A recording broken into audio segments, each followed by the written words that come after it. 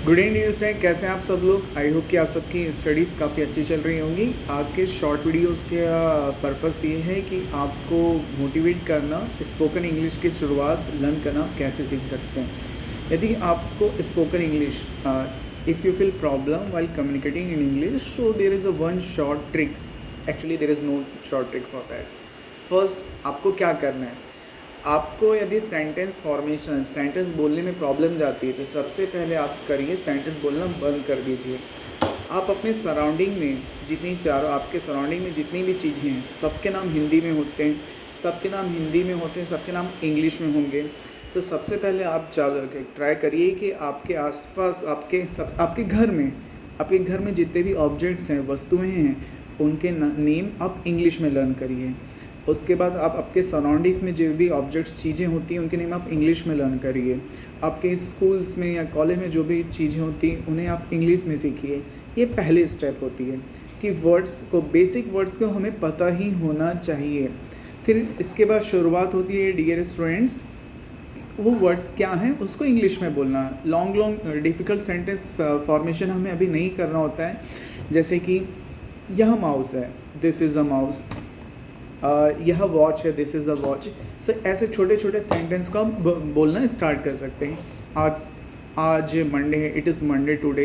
कल संडे था, it was Sunday yesterday. कल ट्यूसडे होगा, it will B Tuesday tomorrow. ये पहला स्टेज होता है सेंटेंस फॉर्मेशन का। पहला स्टेज आपको अपने सराउंडिंग्स की चीज़ों को सीखना है, उसके बाद ये देखना है। फिर बारी आती है, फिर टाइम आता है टेंस का। टेंस मीन्स काल, present tense, past tense, future tense. मैं एक हिंदी मीडियम स्टूडेंट्स, मुझे मेरे क्लास 7th और 8th में इंग्लिश के मुझे बहुत अच्छे टीचर मिले। सो मेरी टेंस मेरे क्लास 7th 8th में ही क्लियर हो चुकी थी, तो जिससे मुझे बहुत हेल्प मिली। 7th 8th 9 आते आते कि मैंने इंग्लिश स्पीकिंग स्टार्ट कर दिया था। वो ब्रोकन इंग्लिश में होती थी, टूटी फूटी होती थी, गलत होती थी, लोग हंसी मजाक उड़ाते थे। So I did not use to care for that.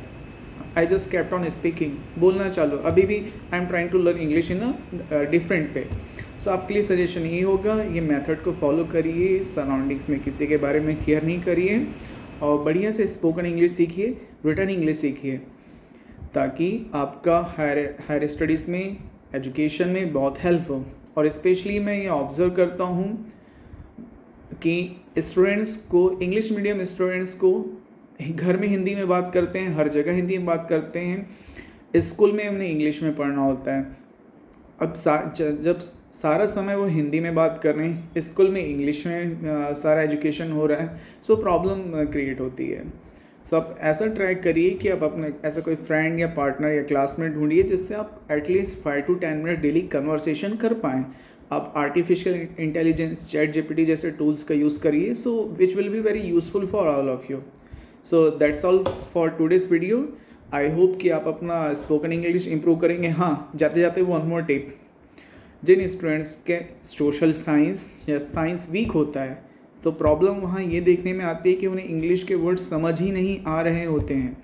यदि इंग्लिश के वर्ड समझ नहीं आएंगे तो आप सोशल साइंस जैसा ईजीएस्ट सब्जेक्ट, मैं इसे ईजी ही बोलूँगा, सोशल साइंस मतलब हमारी सोसाइटी, समाज के बारे में, तो इतने ईजी सब्जेक्ट हमें पढ़ने में प्रॉब्लम होती है।